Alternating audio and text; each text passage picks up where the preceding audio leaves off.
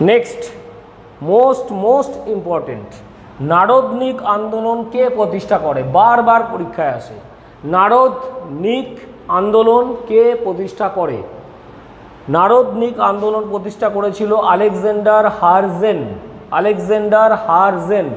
Alexander Herzen নারদনিক আন্দোলন প্রতিষ্ঠা করেছিল। নেক্সট মোস্ট ইম্পর্টেন্ট কোশ্চেন, রুশ বিপ্লব কবে হয়েছিল? বারবার পরীক্ষা আসে। এটা যে কোশ্চেনগুলো আমি বলছি বারবার পরীক্ষা আসে, সেগুলো ধরে নাও পরীক্ষায় আসবেই, ঠিক আছে? রুশ বিপ্লব কবে হয়েছিল?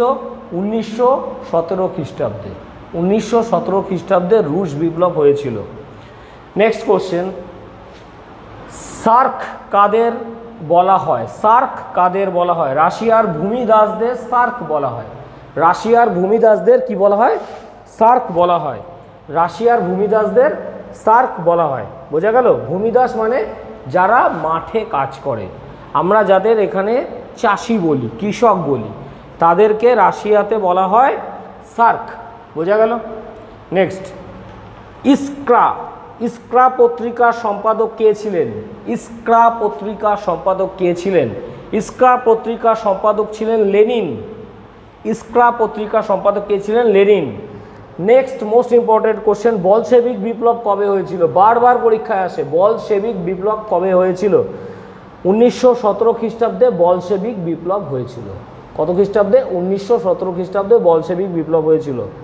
এগুলোর মুখস্থ ছাড়া রাস্তা নেই, কারণ পরীক্ষাতে এগুলো আসবেই। 200% গ্যারান্টি পরীক্ষাতে এগুলো আসবেই। বলশেবিক বিপ্লব কবে হয়েছিল? 1917 খ্রিস্টাব্দে। বোঝা গেল? নেক্সট, পোল্যান্ড বিদ্রোহ কবে হয়েছিল? 1863 খ্রিস্টাব্দে। পোল্যান্ড বিদ্রোহ হয়েছিল 1863 খ্রিস্টাব্দে। নেক্সট, রুশ বিপ্লবের সময় রাশিয়ার মোট জনসংখ্যা কত শতাংশ কৃষক ছিল? এই কোশ্চেনগুলো অনেক সময় দিয়ে দেয়।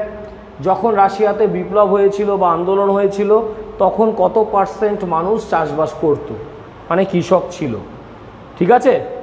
রুশ বিপ্লবের সময় রাশিয়ার মোট জনসংখ্যার মধ্যে কত পার্সেন্ট মানুষ চাষবাস করত? 75% মানুষ, মানে 100 জনের মধ্যে 75 জন মানুষই চাষবাস করতো রাশিয়াতে। যখন রাশিয়াতে বিপ্লব বা আন্দোলন হয় তখন 75% মানুষ চাষবাস করত। বোঝা গেল?